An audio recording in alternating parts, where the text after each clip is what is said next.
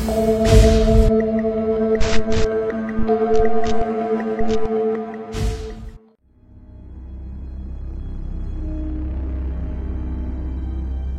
1998 akan selalu dikenang sebagai tahun yang menyedihkan bagi banyak orang di Indonesia. Krisis moneter yang melanda negeri ini membawa gelombang penderitaan yang menyelimuti berbagai lapisan masyarakat. Harga kebutuhan pokok melambung tinggi, nilai tukar rupiah anjlok, dan rakyat kecil semakin terjepit. Harapan untuk hidup sejahtera seakan pupus, bahkan untuk sekadar makan sehari-hari saja banyak yang tak mampu. Pengusaha yang biasanya menjadi tumpuan perekonomian terpaksa mengencangkan ikat pinggang, dan PHK massal pun menjadi solusi yang menyakitkan namun tak terhindarkan. Di tengah pusaran krisis ini, ribuan keluarga kehilangan mata pencaharian mereka, termasuk seorang buruh pabrik bernama Susno. Susno yang telah mengabdikan 10 tahun hidupnya di sebuah pabrik di kota Bekasi. Namun, pengabdian itu tidak cukup untuk menyelamatkannya dari kebijakan efisiensi yang diterapkan oleh pemilik pabrik. Setiap bulan, nama-nama karyawan yang di PHK diumumkan, dan bulan ini dari total 20 orang, Susno menjadi salah satu korban. Hatinya bercampur aduk antara sedih, kecewa, dan tak rela. Namun ia tahu bahwa tak ada gunanya melawan. Dengan berat hati, ia menerima keputusan itu. Setelah menerima pesangonnya, Susno meninggalkan tempat kerjanya untuk terakhir kali. Dalam perjalanan pulang, pikirannya penuh dengan kecemasan akan masa depan. Istrinya Ningsih sedang mengandung anak kedua mereka, dan ia tahu kebutuhan keluarga akan semakin besar di tengah kondisi serba sulit ini. Sampai di rumah kontrakannya yang sempit, Susno menjatuhkan tubuhnya di atas sofa tua yang sudah usang. Dengan kedua ibu jari, ia memijat keningnya, mencoba meredakan sakit kepala yang berdenyut akibat tekanan batin. Pandangannya kosong, terpaku pada dinding kusam di hadapannya. Suara langkah kaki Ningsih terdengar mendekat, diikuti oleh suara lembut istrinya. "Loh, kok sudah pulang, Mas? Tumben masih siang begini. Mas mau kopi? Aku bikinin ya." Nada suara Ningsih terdengar ceria, tetapi raut wajah Susno yang muram segera menarik perhatiannya. Ningsih, dengan perutnya yang semakin membesar, berjalan mendekati suaminya. Ia mengambil tempat duduk di samping Susno, meletakkan tangannya yang lembut di punggung suaminya, dan bertanya pelan, "Ada apa, Mas? Kok wajahnya lesu begitu?" Susno tak menjawab. Ia hanya menatap wajah Ningsih dengan mata yang sayu sebelum akhirnya memeluk istrinya dengan erat. Pelukan itu membuat Ningsih tersentak sesaat, tetapi ia segera membalas pelukan suaminya, merasakan beban berat yang sedang dipikul Susno. Setelah beberapa saat, Susno akhirnya membuka suara dengan nada rendah dan penuh kesedihan. "Maafkan, Mas. Mas kena PHK. Mas bingung, sedih, dan merasa gagal. Kerja saja kita masih kekurangan, apalagi sekarang Mas jadi pengangguran. Mas merasa sudah gagal jadi suami dan ayah yang baik." Ningsih menggenggam tangan suaminya, matanya berkaca-kaca mendengar pengakuan Susno. Dengan suara yang lembut ia berkata, "Nggak apa-apa, Mas. Rezeki sudah diatur. Aku yakin kita bisa melewati masa-masa sulit ini bersama-sama. Aku selalu ada di sampingmu, Mas, apapun yang terjadi." Ucapan Ningsih menjadi penguat bagi Susno yang terharu hingga meneteskan air mata. Hari-hari berikutnya, Susno mencoba bertahan dengan uang pesangonnya. Meski jumlahnya cukup lumayan, ia sadar bahwa tanpa pemasukan baru, uang itu akan habis dalam waktu singkat. Susno mulai menemui beberapa temannya yang pernah di PHK sebelumnya, berharap mendapatkan ide untuk memulai usaha. Salah satu temannya, Tony, yang di PHK 5 bulan lebih awal, kini dikabarkan telah menjadi pengusaha sukses. Susno pun mengatur pertemuan dengan Tony di sebuah warung kopi dekat pabrik tempat mereka dulu bekerja. Siang itu, Susno tiba lebih awal di warung kopi milik Bang Jali seorang pria paruh baya yang sudah lama mengenalnya. "Nih kopinya. Kamu ngapain celingukan terus? Lagi nunggu siapa sih?" tanya Bang Jali sambil meletakkan secangkir kopi di meja. Susno tersenyum tipis dan menjawab, "Aku lagi nungguin Tony bang, ada urusan bisnis." Mendengar nama Tony, Bang Jali tampak terdiam sejenak, wajahnya menunjukkan ekspresi ragu. Ia menoleh ke kanan dan ke kiri, memastikan tak ada orang lain yang mendengar, lalu duduk di samping Susno. Dengan suara pelan ia berbisik, aku cuma mau bilang, kamu hati-hati sama Tony. Dengar-dengar, bisnisnya nggak beres, tiba-tiba kaya banget nggak masuk akal. Jangan-jangan dia ada main yang nggak halal." Ucapan Bang Jali belum sempat ditanggapi ketika sebuah Toyota Starlet hitam meluncur dan berhenti tepat di depan warung. Mobil itu tampak mencolok dengan bodinya yang mulus, mengundang perhatian Bang Jali dan Susno. Tak lama kemudian, keluarlah seorang pria bertubuh tambun dengan postur sedikit pendek. Ia tampak rapi dengan kemeja mahal, rambutnya tertata klimis, dan kacamata hitam menggantung di saku bajunya. Itu adalah Tony, sosok yang sekarang dianggap sebagai pengusaha sukses. Penampilannya yang mencolok dan penuh gaya membuatnya terlihat seperti seseorang yang telah berhasil menaklukkan dunia bisnis. "Wah, kemarin pakai Corolla, sekarang Starlet. Kamu bisnis showroom apa bagaimana sih?" ujar Bang Jali melontarkan komentar sambil terkekeh. "Biasalah bang, lagi bosen aja pakai Corolla, mudah-mudahan bulan depan bisa ganti BMW ya bang," balas Tony santai, melepas kacamata hitamnya, lalu menyangkutkannya di saku kemeja. Susno yang melihat kehadiran Tony berjalan menghampiri sambil tersenyum.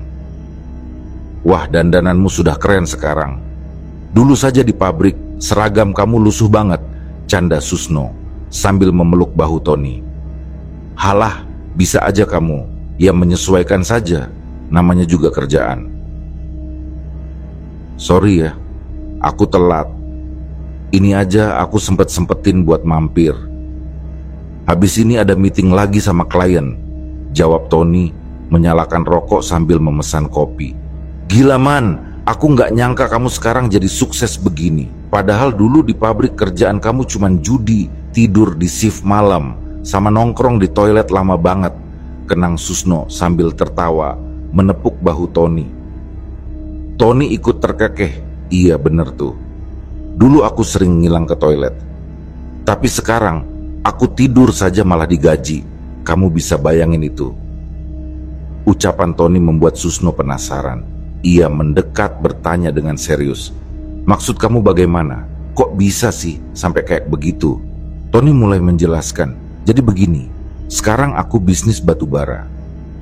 Kita investasi buat nambang batu bara di Kalimantan. Gampang banget. Kamu tinggal titip dana ke aku, nanti aku kelola buat modal nambang. Tiap bulan kamu bakal dapat profit. Kalau kamu investasi 10 juta, kamu bakal dapat 500.000 per bulan. Coba bayangin, lebih gede dari gaji kita waktu di pabrik kan?" Tony menambahkan, "Bahkan pesangon kamu 10 juta itu, kalau kamu invest ke aku, tiap bulan kamu dapat 500.000. Nggak perlu kerja, santai di rumah saja." Kata-kata Tony membuat Susno tergoda. Tony terus membujuk dengan nada penuh keyakinan.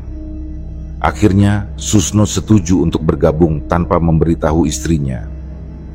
Ia mencairkan uang pesangon dan tambahan dana dari jam sosteknya, total 12 juta, dengan 10 juta diberikan kepada Tony dan sisanya disimpan untuk persiapan kelahiran anak keduanya. Sebulan berlalu, Susno kembali bertemu Tony. Kali ini ia menerima 500.000 sebagai profit yang dijanjikan. Wajahnya sumringah. Ia merasa beruntung telah menemukan jalan pintas untuk mendapatkan penghasilan tanpa harus bekerja keras. "Kalau kamu nambah investasi 10 juta lagi, kamu jadi investor premium. Tiap bulan kamu bisa dapat 1,3 juta. Gila kan?" Tony mulai menggoda lagi. Susno tertarik tapi mengeluh. "Wah, sayang aku nggak punya uang sebanyak itu." "Ah, gampang, kamu gadaikan aja sawah bapakmu di kampung. Nggak sampai setahun dijamin balik modal. Kalau lama-lama kesempatan kayak begini bisa disikat orang lain loh," bujuk Tony penuh semangat. Susno berpikir keras. Dalam hatinya ia tergoda oleh iming-iming keuntungan besar itu. Akhirnya, ia pulang ke kampung untuk membujuk ayahnya agar menggadaikan sertifikat tanah mereka. Awalnya sang ayah menolak mentah-mentah, namun karena kegigihan Susno, akhirnya ia setuju. Sertifikat itu digadaikan ke bank senilai 10 juta dengan cicilan 550.000 per bulan selama 2 tahun. Dengan yakin, Susno menyerahkan uang itu kepada Tony. Bulan pertama, Susno mendapatkan 1.300.000 sesuai janji. Ia sangat bahagia hingga mengajak istri dan anaknya makan di restoran mewah. Dalam pikirannya, ia merasa telah menemukan jalan terbaik untuk menghidupi keluarganya. Namun, kebahagiaan itu mulai memudar di bulan kedua. Tony hanya memberinya 600.000 dengan alasan tambang sedang bermasalah. Susno merasa cemas, tapi ia masih mencoba percaya. Namun, di bulan ketiga, Tony menghilang tanpa jejak. Susno mencarinya ke berbagai tempat, termasuk rumahnya yang ternyata telah disita bank. Kabar mulai menyebar bahwa banyak orang yang tertipu oleh Tony, termasuk mantan rekan kerja mereka di pabrik. Susno langsung lemas, jatuh terduduk di lantai ketika mengetahui bahwa Tony ternyata seorang penipu ulung. Dunia seolah runtuh di hadapannya. Seluruh uang pesangon yang ia kumpulkan dengan susah payah lenyap dalam sekejap, dan yang lebih menyakitkan, kini ia harus membayar cicilan sertifikat tanah yang telah ia gadaikan di bank. Berhari-hari Susno hanya termenung di sudut rumahnya. Wajahnya tampak kosong dan pikirannya terus dipenuhi oleh penyesalan yang mendalam. Dalam diamnya, ia memandang anak dan istrinya yang masih tampak gembira tanpa mengetahui kenyataan pahit yang tengah ia simpan. Dalam benaknya, Susno membayangkan bagaimana reaksi istrinya, Ningsih, jika ia tahu bahwa semua uang mereka telah habis. Ditambah lagi, mereka kini harus menghadapi cicilan bank yang menguras penghasilan. Namun, Susno memilih untuk memendam semua kegundahan itu seorang diri. Ia tak ingin menambah beban pikiran istrinya yang kini tengah menanti kelahiran anak kedua mereka. Dengan sisa-sisa semangat yang ia miliki, ia bertekad mencari jalan keluar dari masalah ini tanpa melibatkan orang lain. Siang itu, Susno duduk di warung kopi milik Bang Jali. Wajahnya murung, dan sesekali ia melamun sembari menyeruput kopi hangat. "Lah, kamu kenapa? Kagak dikasih jatah sama istri?" Bang Jali mencoba membuka percakapan dengan nada bercanda. Susno hanya menghela napas panjang. "Bener katamu bang, itu Tony memang brengsek. Sekarang dia kabur. Duh, uangku disikat semua. Pusing bang, pusing," balasnya dengan nada lesu. Bang Jali yang mendengar cerita Susno segera mendekat. Ia duduk di samping Susno, berusaha mendengar lebih jelas. "Kok bisa? Bukannya kemarin kamu masih dapat duit dari dia?" tanya Bang Jali penasaran. "Cuma 3 bulan saja bang, itu juga yang bulan ketiga cuma dapat separuh. Andai aja dulu aku dengerin abang, pasti aku nggak bakalan ketipu," jawab Susno nadanya penuh penyesalan. Bang Jali mengangguk perlahan. "Yah, yang sabar ya. Zaman sekarang memang gila. Orang tega menipu teman sendiri demi uang," ucap Bang Jali sambil menghela napas panjang. Susno terdiam sejenak. Ia menyeruput kopinya dalam-dalam lalu menyulut sebatang rokok, berusaha menenangkan pikirannya. "Terus bang, sekarang aku harus bagaimana? Istri sebentar lagi lahiran tanah di kampung digadaikan, jadi harus aku cicil tiap bulan. Kamu nggak punya kenalan yang bisa kasih aku kerjaan bang?" tanya Susno dengan nada penuh harap.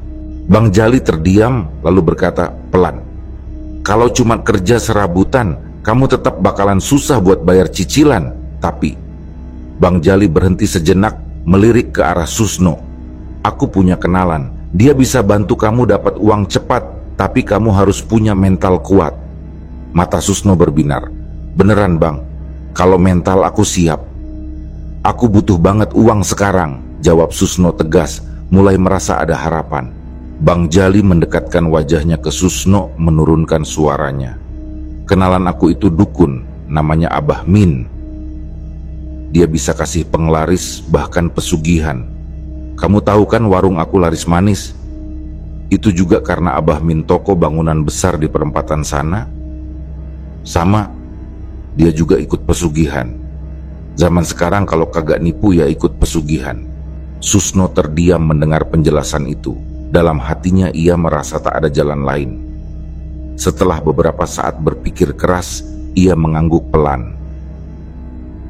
"Baiklah bang, aku coba datang ke rumah Abah Min dan rumahnya di mana." "Tenang saja, besok aku anterin. Rumahnya emang agak pelosok di daerah Jonggol, tapi kamu gak usah khawatir.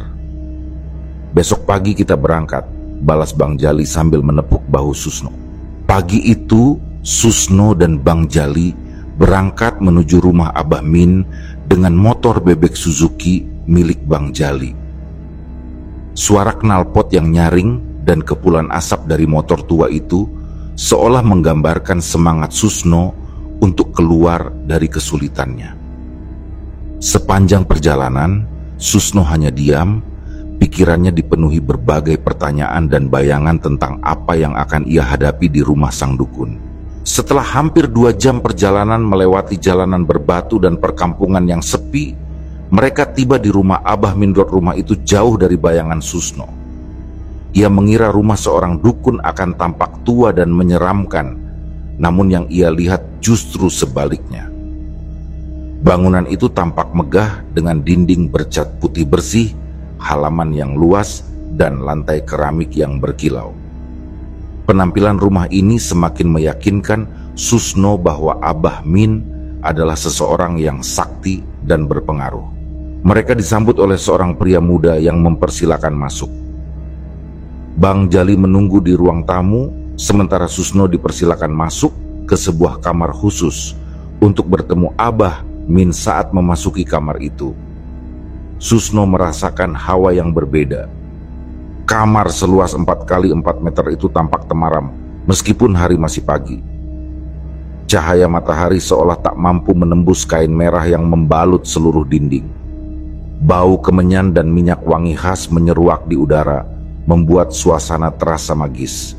Susno mengedarkan pandangan ke sekeliling. Di sudut ruangan ia melihat meja kecil yang dipenuhi sesaji berupa kembang 7 rupa, dupa, dan beberapa botol berisi cairan berwarna. Susno duduk perlahan di depan meja kecil yang dipenuhi benda-benda misterius. Di atas meja itu terdapat sebuah tembikar yang mengeluarkan asap tipis, sebilah kujang kecil yang tampak usang, dan berbagai benda lain yang bahkan ia tak tahu namanya. Wangi kemenyan memenuhi ruangan, menciptakan suasana yang semakin menekan. Pandangannya tanpa sadar terpaku pada meja itu, mencoba memahami apa yang sedang ia hadapi. "Hei, matamu lihat apa?" Bentakan tiba-tiba memecah keheningan. Susno tersentak, nyaris melompat dari tempat duduknya, jantungnya berdegup kencang. Ia merasa beberapa detik lalu tak ada orang di ruangan itu. Bagaimana bisa dia muncul tiba-tiba? Gumamnya dalam hati. "Jadi kamu ingin kekayaan, bukan?" tanya Abah Min dengan suara pelan namun tajam, seolah-olah ia bisa membaca isi hati Susno. "Iya bah," jawab Susno terbata. "Saya butuh kekayaan. Saya sedang banyak masalah bah. Saya baru saja kehabisan." Abah Min mengangkat tangannya, memotong ucapan Susno. "Aku tidak butuh mendengar keluh kesahmu. Aku sudah tahu semuanya. Tidak perlu kamu jelaskan," ucapnya dingin. "Yang ingin ku tahu hanyalah, apakah kamu benar-benar siap? Urusan dengan setan bukan perkara main-main, Jang. Kalau kamu ragu, lebih baik pulang."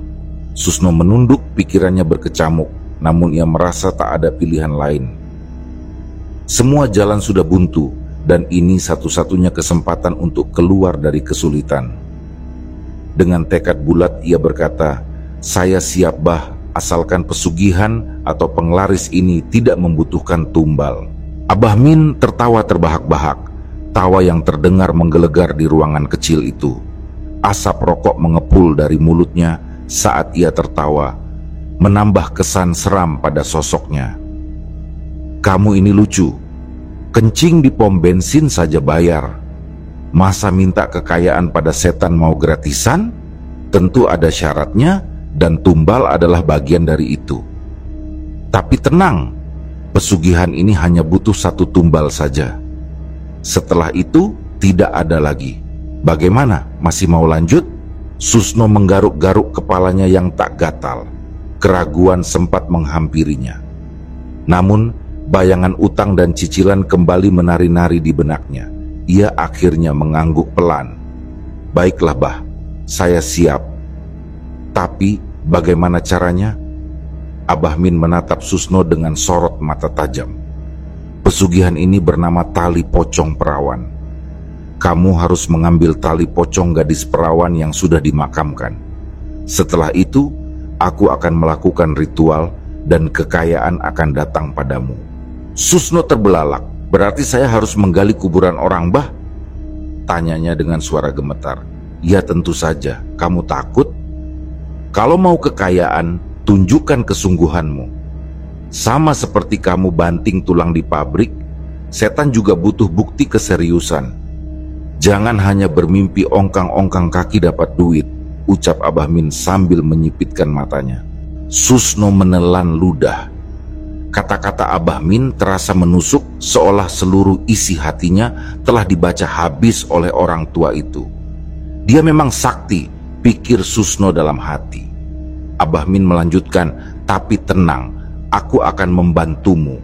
Aku akan memberimu sesuatu yang harus kamu sebarkan di jalan raya. Setelah itu, kodamku akan mencari tumbal. Kamu hanya perlu memantau jalan itu. Ketika ada gadis perawan yang meninggal, ambil tali pocongnya." Mudah bukan? Susno mengangguk meski tubuhnya gemetar. Setelah itu, Abah Min memberinya bungkusan kecil berisi tanah, beras kuning, dan bunga-bunga kering. Susno melangkah keluar rumah dengan bungkusan itu, dan sepanjang perjalanan pulang, ia menyebarkan isinya di jalan raya yang ramai. Hatinya telah dibutakan oleh keinginan untuk menjadi kaya.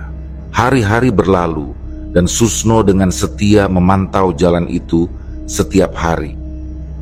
Pada suatu Jumat siang, apa yang dikatakan Abah Min benar-benar terjadi. Seorang gadis muda ditabrak sepeda motor saat menyeberang. Padahal gadis itu sudah memastikan tak ada kendaraan sebelum menyeberang. Namun entah dari mana, tiba-tiba muncul motor yang melaju kencang dan menabraknya hingga tubuhnya terlempar ke udara. Gadis itu tewas seketika. Susno segera mendekati lokasi kejadian, berpura-pura menolong. Sebenarnya tujuannya hanya satu, mencari tahu alamat gadis itu.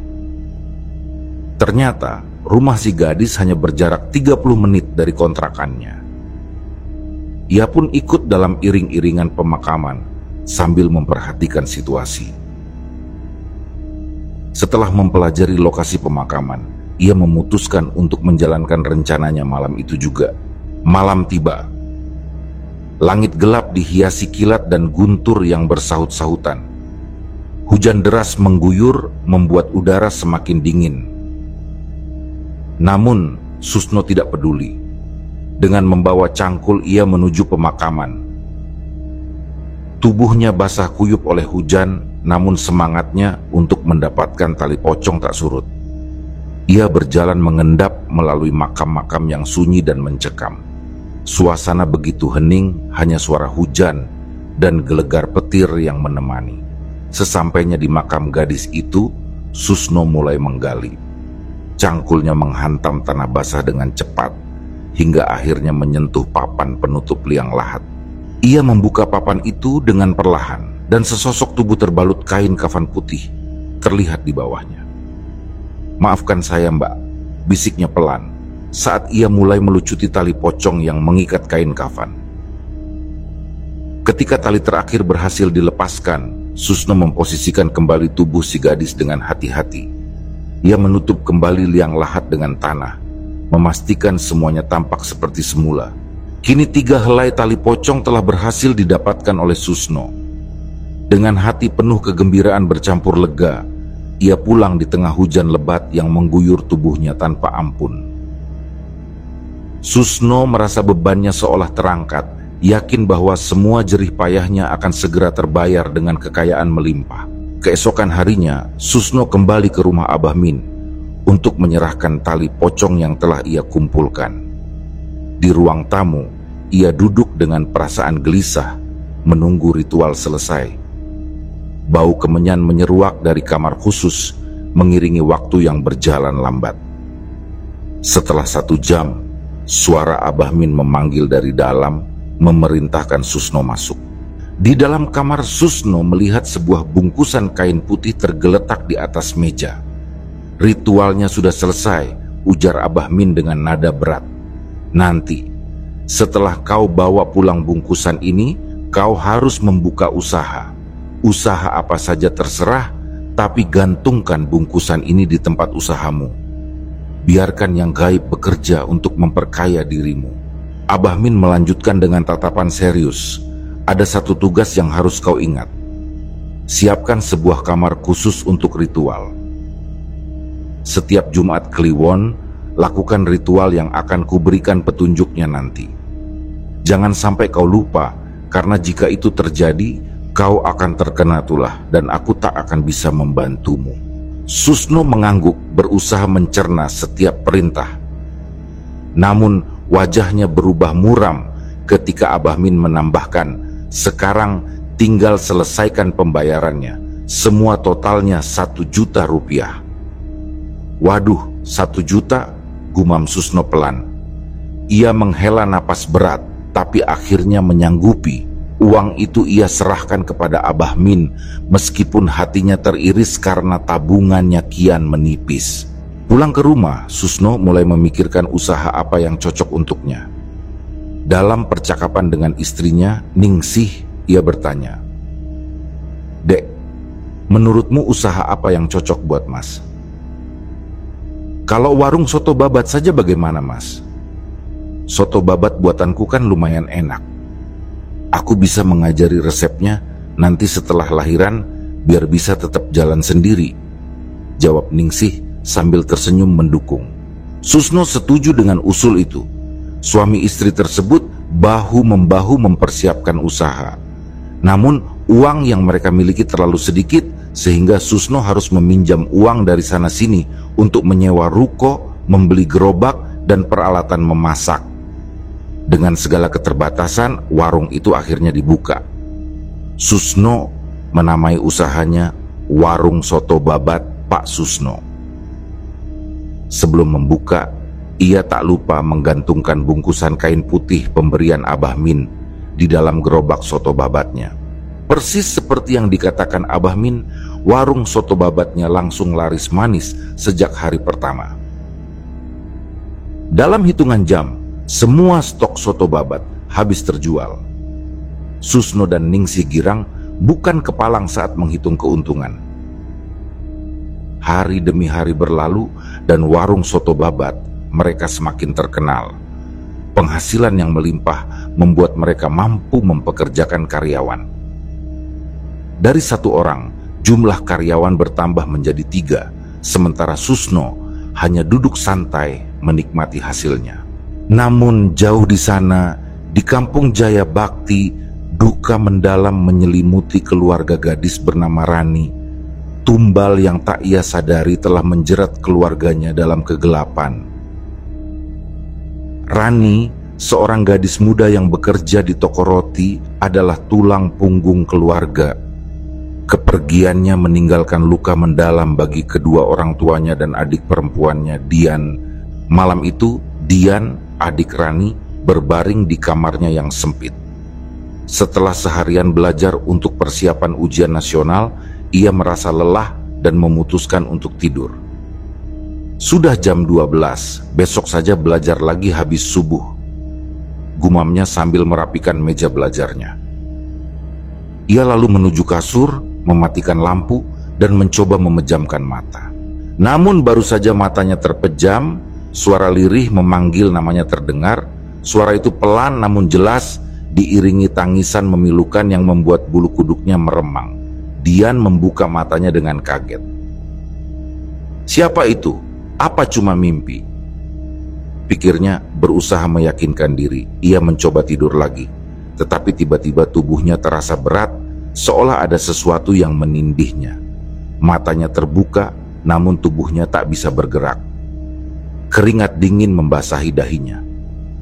Dalam keadaan itu, suara yang sama kembali terdengar, semakin mendayu-dayu dan menyayat hati. Lalu bau busuk bercampur harum bunga kuburan memenuhi kamar. Dian ingin berteriak, tetapi suaranya tertahan. Tubuhnya tetap kaku. Kemudian pintu kamar terbuka perlahan, membuat pandangannya tertuju ke arah sana. Sosok itu muncul, melayang di udara. Sebuah pocong dengan wajah hitam pekat, mata melotot, dan lubang hidung yang masih tersumbat kapas. Pocong itu mendekat perlahan hingga akhirnya berdiri di samping ranjang Dian. Bau busuk semakin menusuk dan ia bisa merasakan kain kafan dingin menyentuh lengannya. Dengan gerakan lambat, pocong itu menundukkan tubuhnya, menempatkan wajah menyeramkannya tepat di depan wajah Dian. Sekilas Dian mengenali wajah pocong yang kini berdiri di hadapannya. Wajah itu adalah milik Teh Rani, kakaknya yang baru saja meninggal beberapa waktu lalu. Namun wajah itu kini berubah menyeramkan, hitam pekat dengan mata melotot tajam dan darah mengalir deras dari mulutnya. Dian, tolong Teteh. Suara lirih penuh penderitaan itu keluar dari mulut pocong, mengiringi darah yang mengucur hingga membasahi wajah Dian. Dian ingin menjerit, namun tubuhnya masih kaku. Ia hanya bisa memandang dengan ketakutan yang menggigil di seluruh tubuhnya. Tiba-tiba tubuh Dian tersentak. Ia terbangun dan terduduk di atas kasurnya. Nafasnya terengah-engah, keringat dingin membasahi tubuhnya. Dengan gemetar ia menyentuh wajahnya. Tidak ada darah. Semuanya hanya mimpi, namun terasa begitu nyata. Dian menggigil ketakutan. Apa maksudnya? Kenapa aku memimpikan Teh Rani? Apa yang sebenarnya terjadi padamu, Teh? Gumamnya. Sebelum tangisnya pecah, ia memeluk lututnya erat-erat, membenamkan wajah di antara kedua pahanya, mencoba mengatasi kepedihan yang mendadak menyelimuti hatinya. Di sisi lain, warung soto babat milik Susno terus meraup kesuksesan. Dari pagi hingga malam, pelanggan selalu memenuhi tempat itu. Namun malam ini berbeda. Malam Jumat Kliwon, seperti yang diinstruksikan Abah Min, Susno menutup warung lebih awal untuk melakukan ritual. Ia telah menyiapkan segalanya di kamar khusus di belakang rukonya. Setelah para karyawan pulang, suasana mendadak sunyi dan mencekam. Susno masuk ke dalam kamar ritualnya yang hanya diterangi oleh cahaya lilin. Di atas meja ritual, kemenyan dibakar di dalam tembikar, mengeluarkan asap tebal yang memenuhi ruangan. Sesaji sudah disiapkan dan Susno mulai mengucap mantra dengan mata terpejam. Hawa di kamar itu berubah, udara terasa lebih berat. Ketika ia membuka matanya perlahan, ia melihat sesosok pocong berdiri samar di balik asap kemenyan. Tiap kali ritual, aku masih kaget terus lihat pocong ini. Gumam Susno mencoba menenangkan dirinya. Ia menatap sosok itu yang kini memandangnya dengan tatapan tajam. Hari ini kerjaanmu bagus. Nih, sesaji buatmu. Silahkan dinikmati. Ucap Susno sambil berdiri dan melangkah ke arah pintu. Namun langkahnya terhenti. Tubuhnya merinding saat ia menyadari sesuatu. Ketika ia menoleh, pocong itu sudah berdiri tepat di belakangnya, menatapnya tanpa berkedip. Jarak mereka begitu dekat hingga Susno bisa mencium bau anyir bercampur wangi bunga. "Kenapa tiba-tiba kamu di sini?" tanyanya dengan nada panik. Sosok pocong itu menjawab dengan suara datar, "Bang, minta darah bang." Susno terdiam kebingungan. "Darah? Darah apa maksudmu?" tanyanya. Namun pocong itu terus mengulang, "Bang, darah, darah." Suaranya semakin serak dan menakutkan. Susno mulai panik. "Aduh, aku harus tanya Abah Min ini. Kenapa pocong ini sekarang minta darah?" pikirnya. Esoknya, Susno pergi ke rumah Abah Min Iya menceritakan kejadian malam itu dengan wajah gelisah. Abah Min mendengarkan sambil mengisap rokoknya, lalu berkata, "Itulah iblis, mereka tak selalu bisa dikendalikan. Terkadang mereka ingkar janji atau meminta sesuatu di luar dugaan kita. Tapi tenang, sembelih saja ayam cemani saat ritual berikutnya. Darah ayam itu pasti cukup untuk memuaskannya." Susno menghela napas lega, namun raut wajahnya masih tegang. "Tapi bah, dia nggak akan minta darah manusia kan?" tanyanya dengan suara bergetar. Abah Min tertawa kecil. "Kamu takut ya? Abah tidak tahu. Mudah-mudahan saja tidak. Tapi ingat, ini jalan yang sudah kamu pilih," jawabnya penuh misteri. Sementara itu, Dian dan dua temannya, Dina dan Fitri, baru saja selesai mengikuti les tambahan malam itu. Dina mengajak mereka untuk makan soto babat di warung dekat kawasan industri. Meski awalnya ragu, Dian akhirnya ikut. Mereka pun naik angkot yang berhenti tepat di depan warung soto babat Pak Susno. Ketiganya masuk ke warung yang ramai pengunjung. Mereka memilih duduk di pojok belakang, sementara Dian terus merasa tak nyaman. Ia menyapu pandangannya ke sekeliling warung, mencoba mencari sumber kegelisahannya. Tak lama, seorang pelayan datang membawa baki penuh soto babat. Pelayan itu meletakkan soto babat di meja sebelah mereka. Namun, sesuatu yang aneh terjadi. Mata Dian tiba-tiba terpaku pada meja itu. Ia merasakan seperti ada yang membimbing pandangannya. Dian terpaku di tempat duduknya, tubuhnya gemetar hebat. Dari arah dalam ruko, sosok pocong melayang perlahan ke meja di sampingnya. Sosok itu terlihat sangat jelas di mata Dian, dengan tubuh yang terbalut kain kafan lusuh dan wajah hitam menyeramkan. Namun anehnya, tidak satupun orang di warung itu tampak menyadarinya. Pocong itu melayang tepat di atas mangkuk soto babat yang masih mengepul panas. Ia membungkuk, membuka mulut yang menganga, lalu meneteskan air liur ke dalam mangkuk tersebut. Dian menatapnya dengan mata yang membelalak ketakutan. Ia ingin berteriak, namun suaranya tertahan. Keringat dingin mengalir deras di pelipisnya. "Dian, kamu kok ngelamun sih?" Dina menyentuh bahunya, membuat Dian tersentak. "Ini soto babatmu sudah datang loh," lanjut Dina, menunjuk mangkuk soto babat yang baru saja diletakkan di depan Dian. Dian menoleh perlahan ke mangkuk di depannya. Matanya beralih ke meja di sampingnya, dan kini hanya ada orang-orang yang sedang makan dengan lahap. Pocong itu sudah lenyap. Namun, saat ia kembali memandang ke depan, jantungnya serasa berhenti. Sosok pocong itu kini berdiri tepat di hadapannya. Dian tertegun, tubuhnya seolah lumpuh. Wajah pocong itu perlahan mendekat ke arahnya. "Teh Rani," bisik Dian dalam hati. Meski wajah itu telah berubah menyeramkan, dengan bau busuk bercampur wangi bunga yang menusuk hidung, Dian masih bisa mengenalinya. Itu adalah wajah kakaknya. Rani. Pocong itu menatap Dian dengan tajam sebelum kembali meludah ke dalam mangkuk-mangkuk soto babat di meja mereka. Dian hanya bisa terdiam sementara teman-temannya melahap soto babat mereka tanpa curiga. Setelah selesai meludah, pocong itu melayang perlahan ke arah ruko dan menghilang di balik pintu. Dian tak mampu lagi menahan rasa takutnya. Tanpa pamit, Ia bangkit dan berlari keluar dari warung soto babat itu, air mata membasahi pipinya.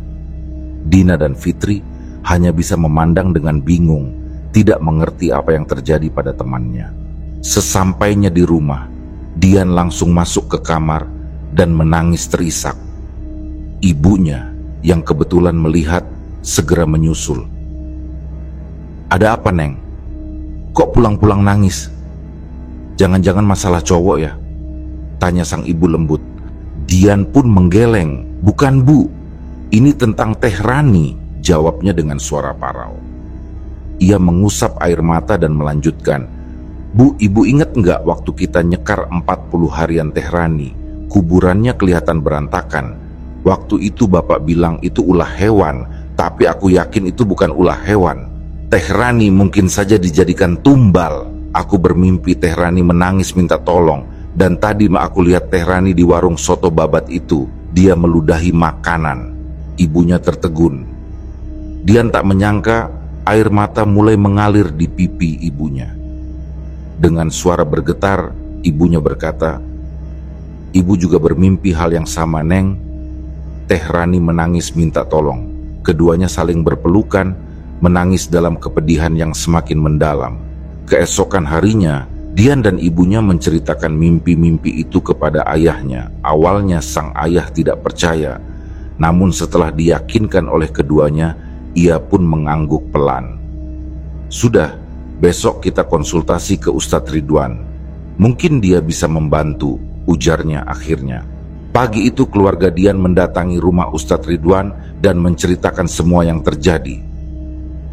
Ustadz Ridwan mendengarkan dengan seksama, lalu berkata, "Dari penglihatan saya, sepertinya Rani memang ditumbalkan oleh pemilik warung soto babat itu.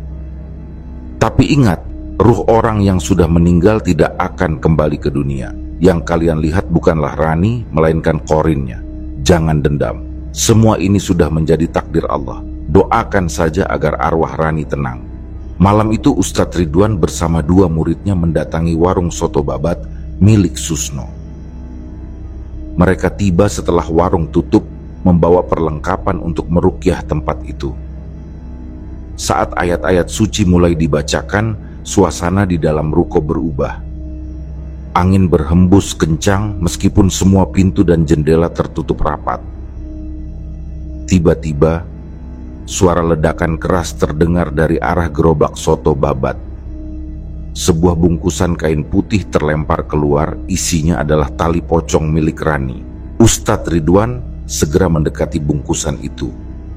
Dengan tenang, ia menyiramnya dengan air doa, melanjutkan bacaan ayat-ayat suci. Di tempat lain, di kediaman Abah Min, dukun itu terbangun mendadak oleh suara ledakan di kamar ritualnya. Ia bergegas menuju kamar hanya untuk menemukan ruangan itu berantakan.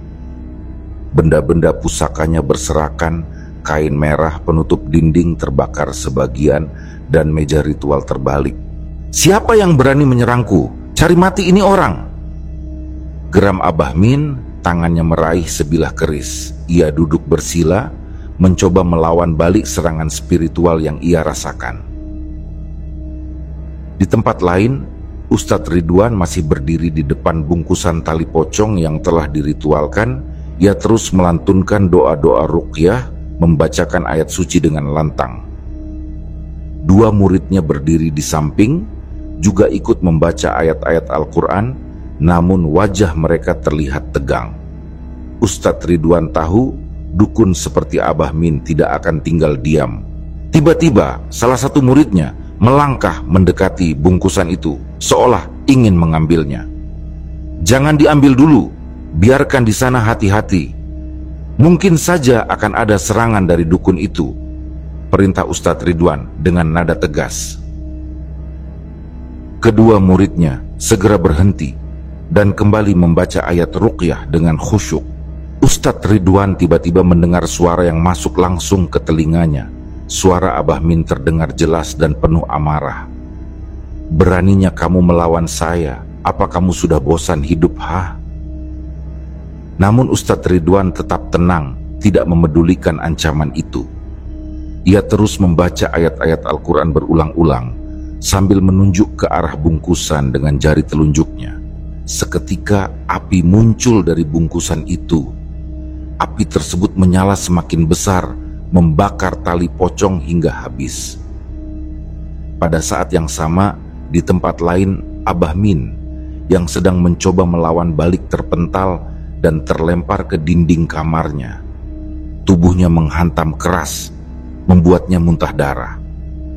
Alhamdulillah, ucap Ustadz Ridwan lega melihat bungkusan itu hancur menjadi abu. Setelah selesai, Ustadz Ridwan dan kedua muridnya meninggalkan warung soto babat milik Susno. Mereka yakin pesugihan itu telah dihentikan, namun Ustadz Ridwan tetap berdoa agar semua pengaruh jahat dari ritual itu benar-benar lenyap. Keesokan harinya, Susno membuka warungnya seperti biasa. Namun, ada yang aneh. Banyak pelanggan mengeluh soto babat yang disajikan terasa hambar, bahkan beberapa menyebut nasinya basi. Keluhan itu membuat Susno kebingungan hingga akhirnya ia terpaksa menutup warung lebih awal karena seluruh nasinya memang basi. Mengetahui ada sesuatu yang tidak beres, Susno langsung mendatangi rumah Abah Min untuk meminta penjelasan. Namun, alangkah terkejutnya ia saat tiba di sana. Sebuah tenda besar berdiri di depan rumah dihiasi bendera kuning. Warga sekitar tampak ramai berbicara dengan nada pelan. "Ada apa ini?" gumam Susno sambil berjalan mendekat. Ia segera tahu bahwa Abah Min telah meninggal dunia. Warga berbisik bahwa kematian sang dukun disebabkan oleh pertarungan gaib yang sangat dahsyat. Susno pulang ke rumahnya dengan ketakutan luar biasa. Ia langsung masuk ke kamar, mengunci pintu, dan tidak memedulikan anak serta istrinya yang berada di ruang depan. Selepas maghrib, rumah Susno kedatangan tamu. Mereka adalah keluarga Rani, ayah, ibu, Dian, dan Ustadz Ridwan. Wajah Susno tampak bingung. Ia merasa tidak mengenal orang-orang itu. "Siapa mereka, Mas?" bisik istrinya Ningsih sambil menggendong bayi mereka. "Aku juga nggak tahu, baru kali ini aku melihat mereka," balas Susno pelan. Setelah dipersilakan masuk, Ustadz Ridwan mulai berbicara.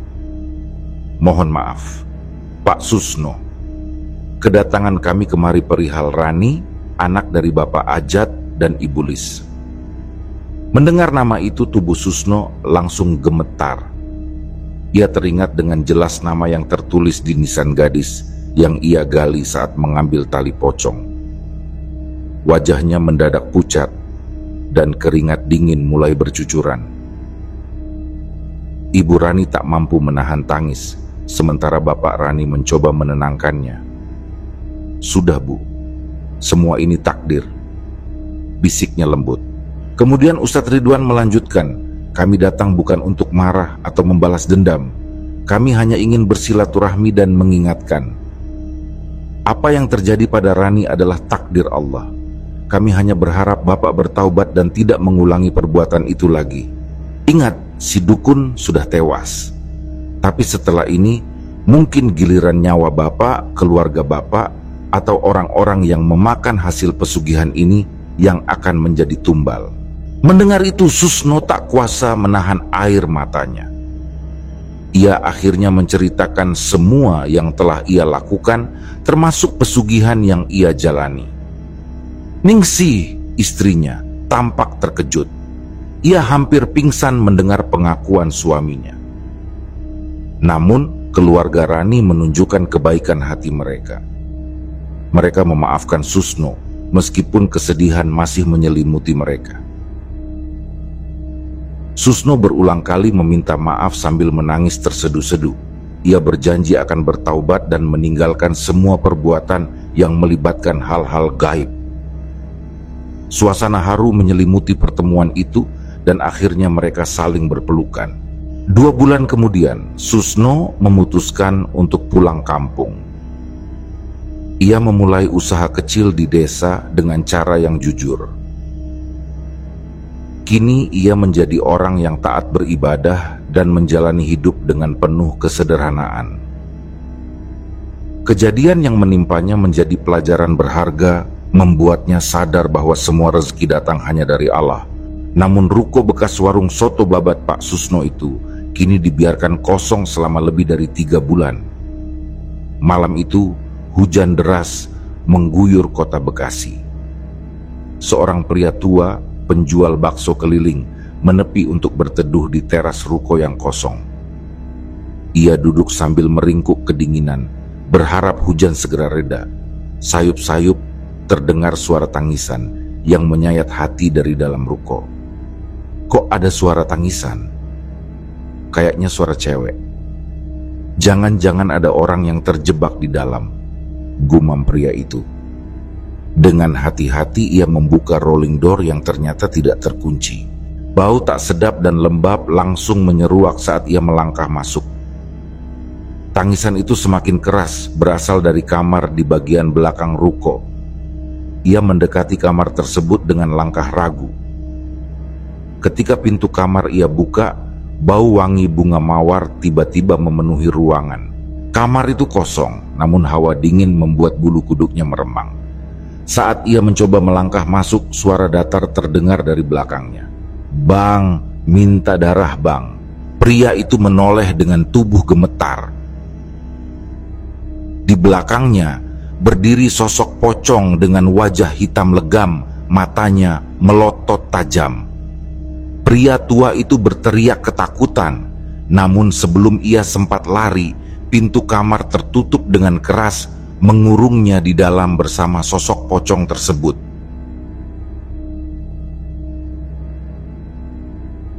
Demikianlah kisah yang kami bawakan ini. Semoga kisah ini dapat menghibur teman-teman semua dan diharapkan cerita ini bisa bermanfaat. Baiklah, terima kasih untuk teman-teman yang telah mendengarkan cerita ini dan juga yang telah mendukung channel ini. Semoga kebaikan yang dilakukan teman-teman dibalas oleh Allah Subhanahu wa Ta'ala dengan hal-hal yang lebih baik dan lebih bermanfaat dalam kehidupan. Saya mohon maaf apabila ada kesalahan dalam perkataan ataupun pengucapan dalam menceritakan kisah ini. Sampai jumpa lagi di kisah kami berikutnya. Semoga sehat dan sukses selalu untuk kita semua.